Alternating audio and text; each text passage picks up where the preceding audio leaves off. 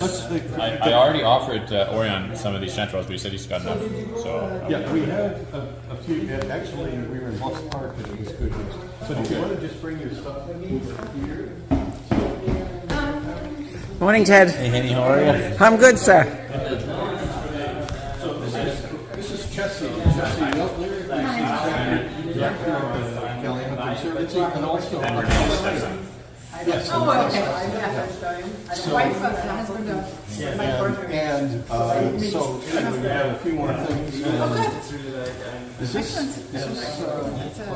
which one is Parasol. Yeah, parasol. Yeah, well, let's see if it goes I can't say no. because it turns red and it's something that doesn't use the other thing. This one comes in there. Yeah, I think so. I thought this one was cool. Yeah, this is, oh good, this is that Marasmialis, Infragelis, maybe? Yeah, I think this is also that's on there. It could be that. It's conifer. It could even be hemlock, but Yeah, look how it's going red. Yeah, look at that color. Wow. I think this Cold mouse. No, I'm still... You're still ascertaining. Yeah. So this one is the chlorophyllum brunia. Let me...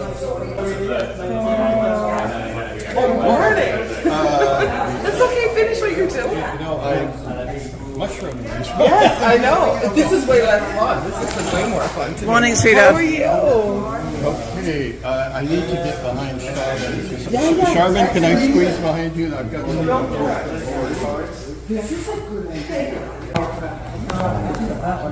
Oh, there's All things mushroom there, René. Are you in seventh heaven now? Yes, he says. Just with his eyes, he says he's excited. I look at that, sir. You have to take the beat there. I will indeed. So, René, what do we have here? Rusulas, nice, very nice mushroom, this one. And they're green, they're edible? They are edible. Now, these ones I wouldn't recommend, but the shrimp Rusula is very nice. Exactly. And the point being that you look for the green. The green means it's edible. The green dot. The pink, the green dot, yeah. Well, to the absolutely uninitiated, the green dot is a lifesaver. Every pun The intended. red one is not. The red one is not. Look at those. Okay. This is that Tricholoma terra thing? Yes. Yeah? Okay. Okay. So Where's René? We need him to help with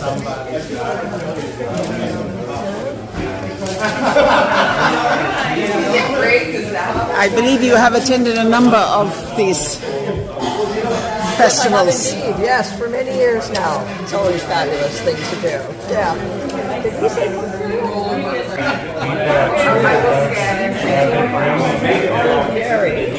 Oh yeah, that's the Olivieri, and this one is it? one of the other? Yeah, I think so. Yeah. Oh my goodness! Great. I remember Olivieri. There are so many of them. and it has the one of the Okay. Oh my goodness. I look over and the grass is Because we do have a trace.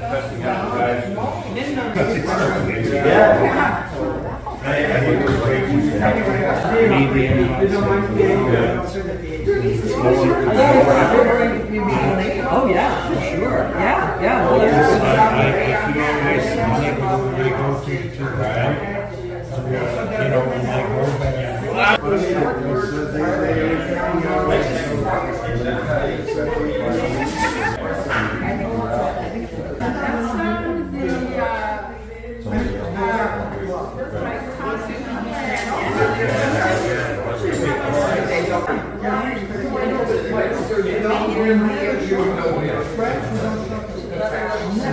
The names of this law. But not even he's getting the wheelchair.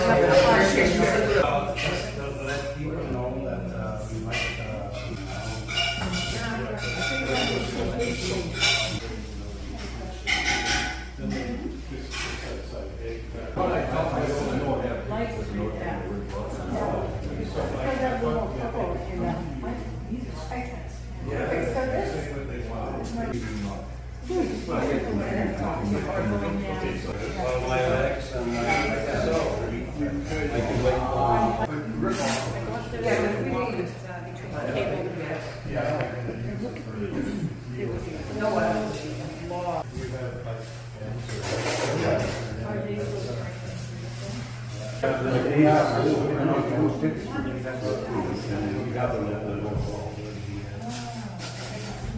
might actually have one seat somewhere.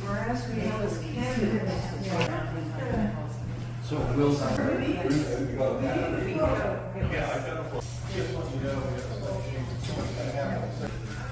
I was going to bring lobster mushrooms up, but here's this also.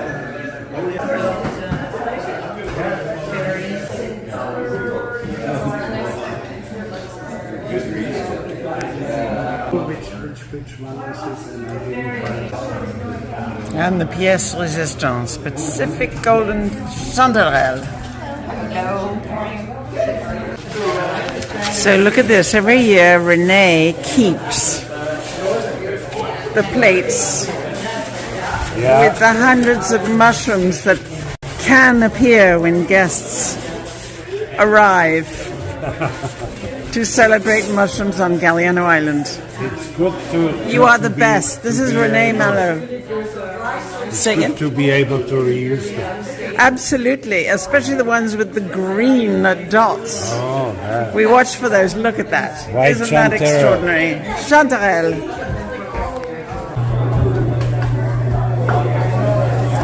Just a hive of activity. You're amazing. All set to go for an absolutely delicious lunch. Orion, what are you doing for this gorgeous luncheon, please? Doing a white lasagna, doing a mushroom soup and a warm wood fungus and mushroom and seaweed salad. Fabulous. This is Orion Finnie with his lady from Wild One. Long live Wild One! Exactement.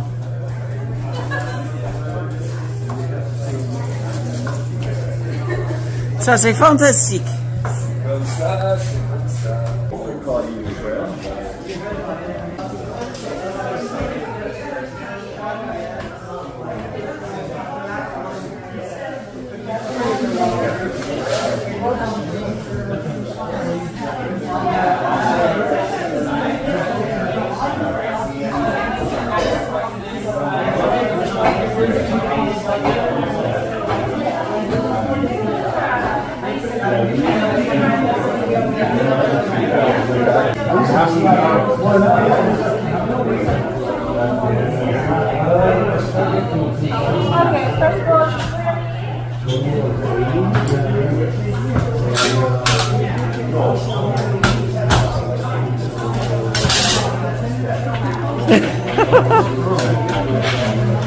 Whatever is wrong.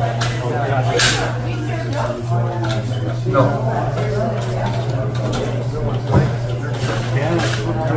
Yeah, exactly.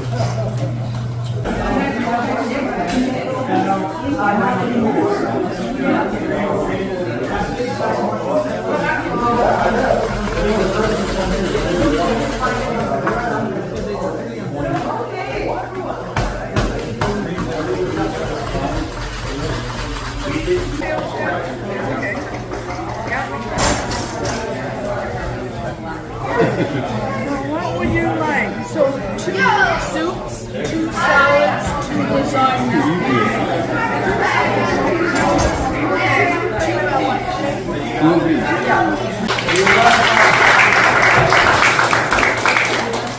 We're fortunate again this year to have some visiting mycologists with us. Who've been with us in past years. One is, where's Shannon? Oh, that's Shannon, of course. Shannon Berch Vancouver Island, and she attended the first one as well, and several others at the beginning, and has been with us the past few years.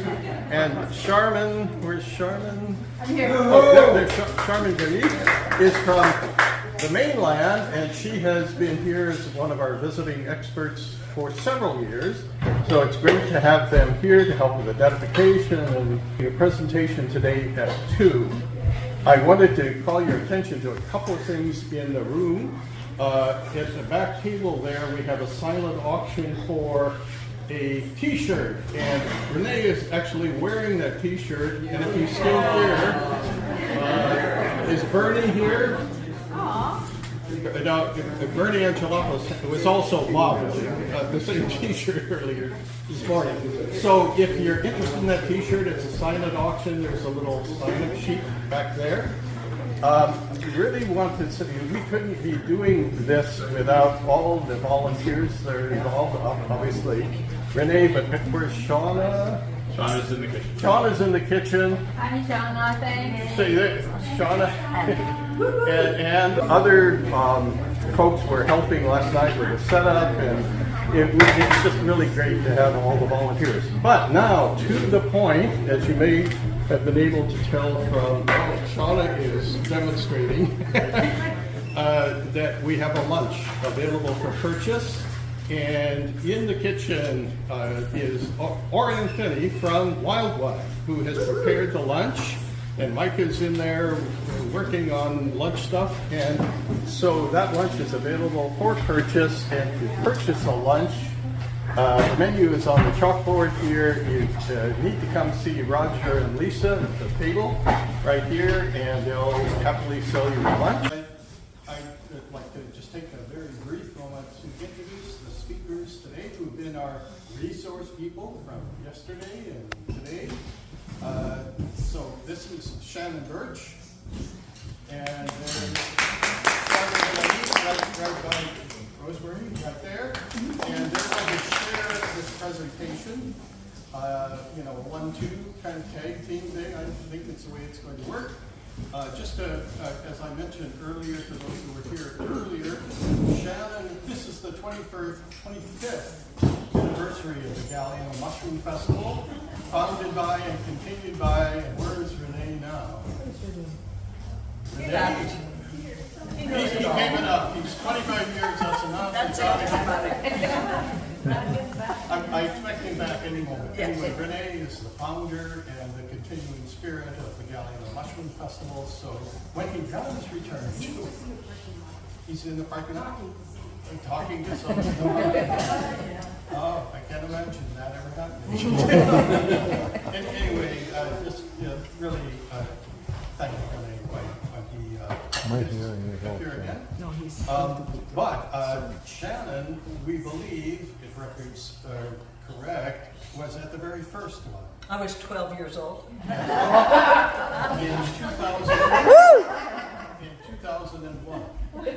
And has returned for a number of the mushroom festivals to help us out, and in particular the last few years. Charmin is a more recent person for our festival, but she has been here a few times over the past several years, and they're both mycologists, and Shannon is based on the Vancouver Island side and Charmin on the mainland side.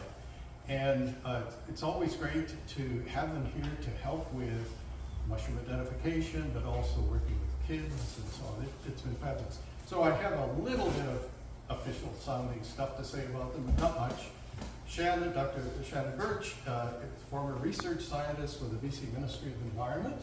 Correct me as we go. And has been an associate member in land and food systems and botany at UBC.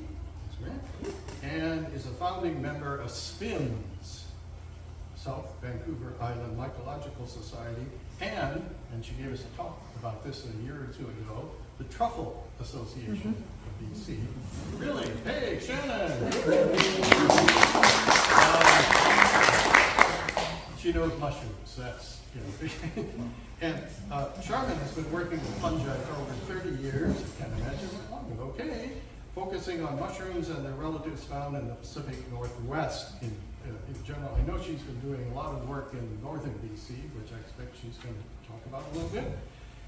She's trained at UBC, University of Washington, etc., and has been involved in leading mushroom forays, you know, the collecting educational events, such as we had yesterday afternoon here on Galiano.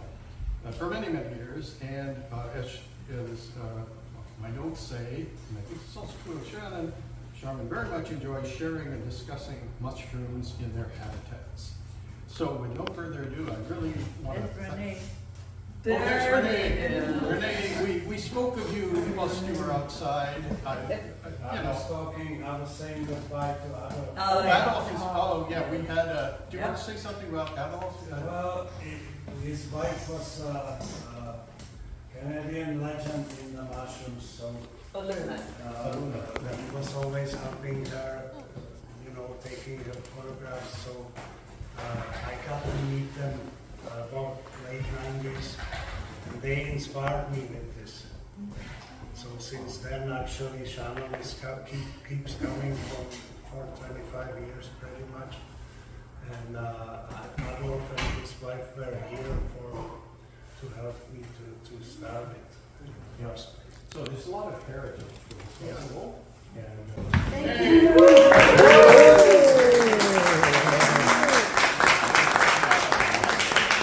Wild Fun Cafe.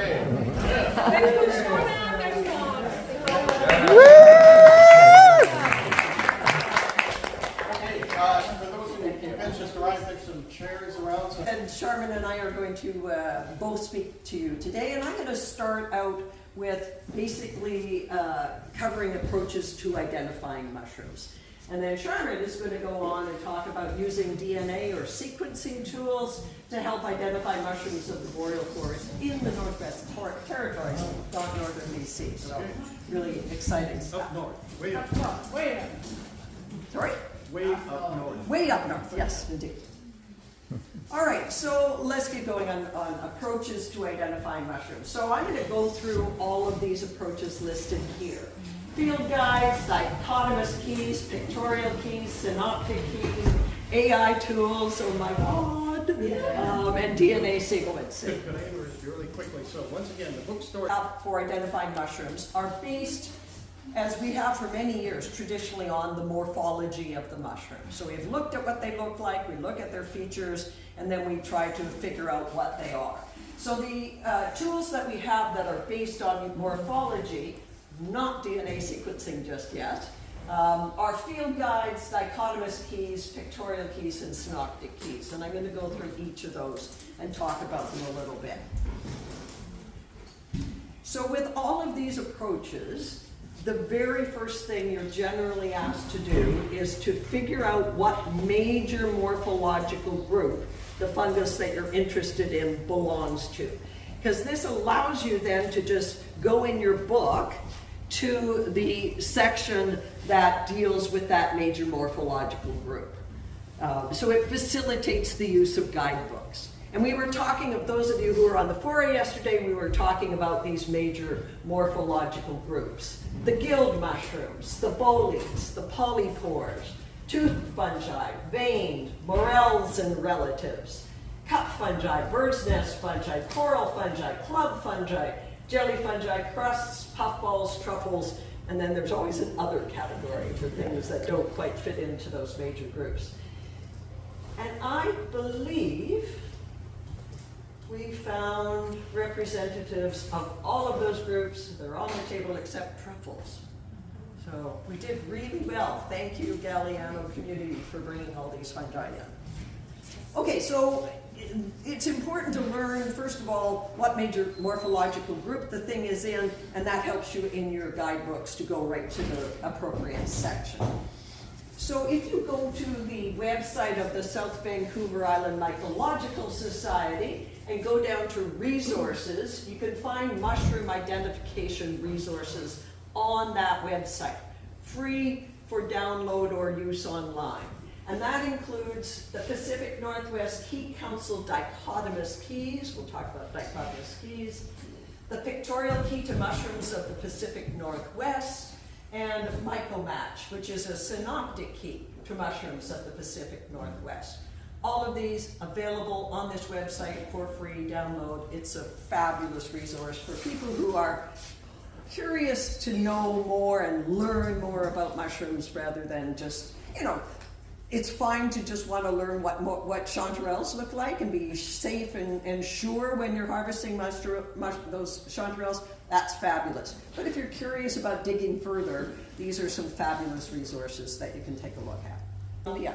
This was published, I think, in 2021 and really was the first comprehensive guidebook about mushrooms in BC. The Royal BC Museum had published a book of mushrooms of British Columbia. Sharman, do you know, like back in the 60s or, but anyways, many, many decades ago, so it was well out of date. So this is the first major contribution. So if you're going to go out and buy one book, I would say this is the one to do. We also have these two other books published quite recently. Unfortunately, and due to lack of clear communication, they're both called Mushrooms of Cascadia. You'd think they could have one of them could come up with a different title. But they're both very, very good. Cascadia referring basically to the Pacific Northwest, including South Coastal British Columbia. So they're very good as well. But the first and foremost, I would say, is this Mushrooms of British Columbia. Mushrooms. What are the features that are most important to distinguish between different fungi? Okay, so an example of a fabulous book. Oh my God, that's a huge mushroom. That's fabulous. Pardon me, I was distracted. I don't have it here. Mushrooms Demystified. This book that's illustrated here by David Aurora, for sale at the bookstore. Old book, published in the 80s, 90s. Some of the names, many of the names are out of date, but it's still an amazingly useful resource. It's kind of encyclopedic, and it has fabulous keys in it that will really help you identify things. So how does a dichotomous key work? You look at your mushroom, you note down features, and then you start working through a key. You have to start at the beginning, you have to start at one, and you read the two choices, dichotomous meaning two choices. So you read the two choices and you decide which one best match the mushroom that you're trying to identify. And then if the first choice best matches, then you go to number 2, you go to the second couplet, and then you do the same process again. You read those two choices, you select the one that best matches, and you follow it to the next couplet. It's absolutely sequential. You have to work your way through the keys.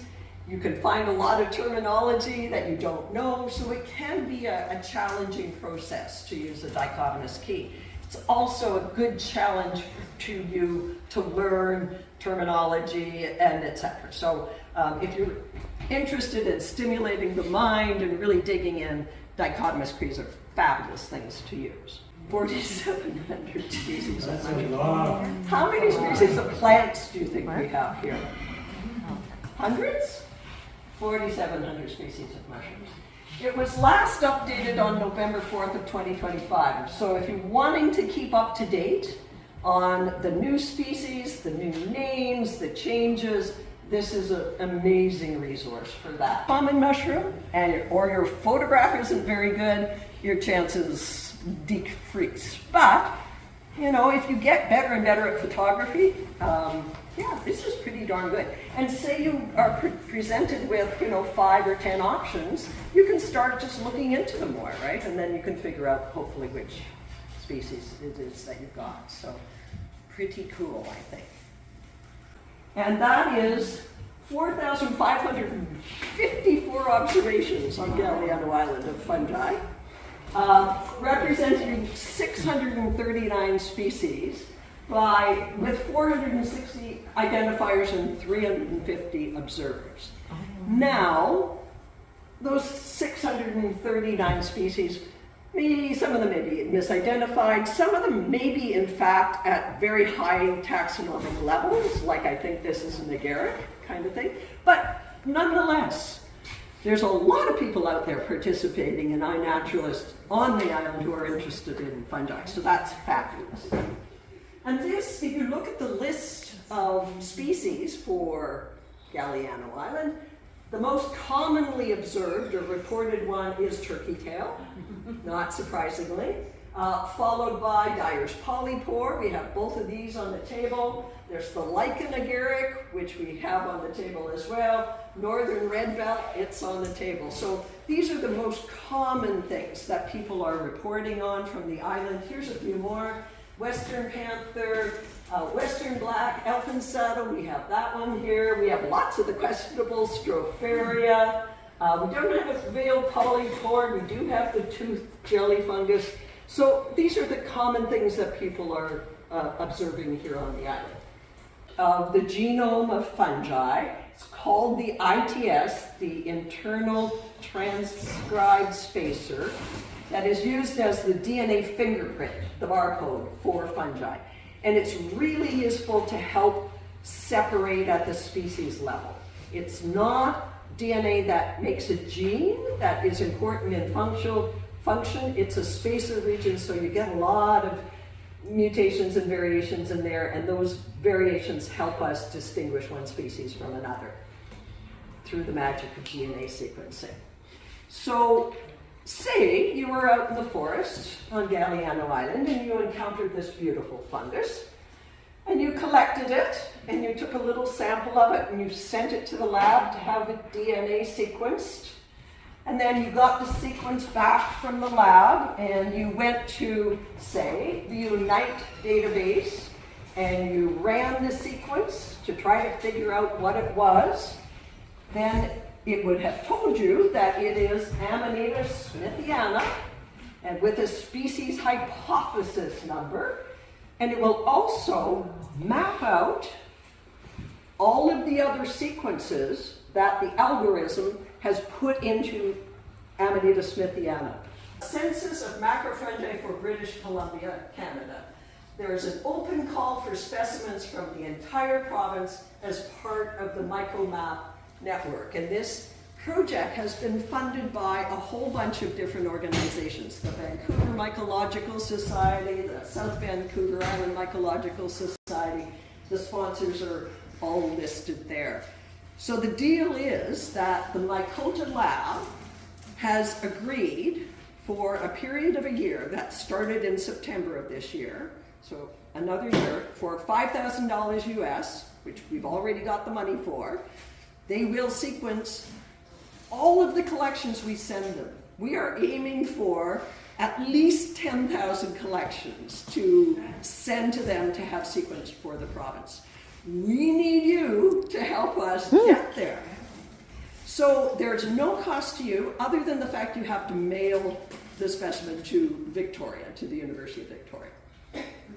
Not very expensive to do that. But you have to make an iNaturalist report. So that's why I talked about iNaturalist already. You have to make an iNaturalist report. You collect the specimen. You have to dry it. Food dehydrators are the way to go. If you have one or you know a friend who's got one, that's what you need to do. Once it's fully dry, you package it up, you send it to Victoria. They take care of it. Sometime later, the DNA sequence will become part of this massive database for British Columbia. DNA sequencing is really, really, really helping us understand the mushrooms that we have here. A lot of the mushrooms we had named in the past were named using European names because they kind of looked like European species, right? You guys have noticed that. But we're finding more and more that in fact they're not. They may look the same and they're closely related, but they're different species. So if you want to participate, please participate and send this information to all your friends, particularly in far-flung parts of the province. You know, we've got a lot of people down here in this part of the province. We need more collections from the rest of the province. But don't let that stop you from doing this here as well, because you may find species that nobody else has found, and then it will get into the database, which would be fabulous. So you can Google this to find it, or Mike, I can send you a link to this and you can send it out to people? Sure. Okay, all right. Please, please, please participate. Yeah. Did you get any feedback about what you sent? You will eventually. You have to be patient. It will take a while. With that many sequences, anyways, but we will. Report back to There will be reports back. Yeah. That would be really interesting. Oh my gosh. I can't tell you how exciting it is. It's really fabulous. Chanterelles, one of our favorite mushrooms, all right? For a long time, decades ago, we called our golden chanterelles Cantharellus cibarius. And for instance, if you've got Mushrooms Demystified, you can find Cantharellus cibarius in this book. We now know that it is largely a European species that we do not have here in the Pacific Northwest. Instead, we have 3 species of golden chanterelles here.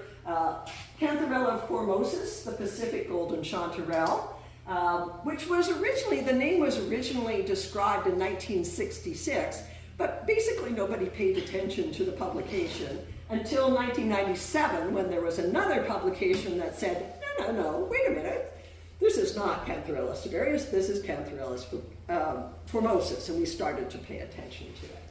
So that's one of our golden chanterelles. We also have Cantharellus roseocanus. So it was first described as a variety in 1997 and then raised to the species level in 2012. So fairly recent stuff, right? And then we have Cantharellus cascadensis, the cascade or hybrid chanterelle, which was introduced to science in 2003. The 4th delicious chanterelle we have is Cantharellus subalbus, the white chanterelle. Did we actually find one? Yeah, there's one there. Is there one there? Oh, okay, I never did see it. The white chanterelle. So not one of the golden chanterelles, but, another fabulous edible chanterelle. And I'll just show you a picture of what these guys look like. There are subtle differences, I think, between the different species morphologically. So we've got Cantharellus formosus, the Pacific golden chanterelle, Cantharellus roseocanus, the rainbow chanterelle, Cantharellus cascadensis, the cascade or hybrid chanterelle, and then the Cantharellus subalbus, the white chanterelle. It can be a little challenging to tell the difference between the 3 golden chanterelles. They're all edible. They're all delicious. Maybe it doesn't matter all that much, except, it does matter to science and understanding biodiversity, right? Shannon?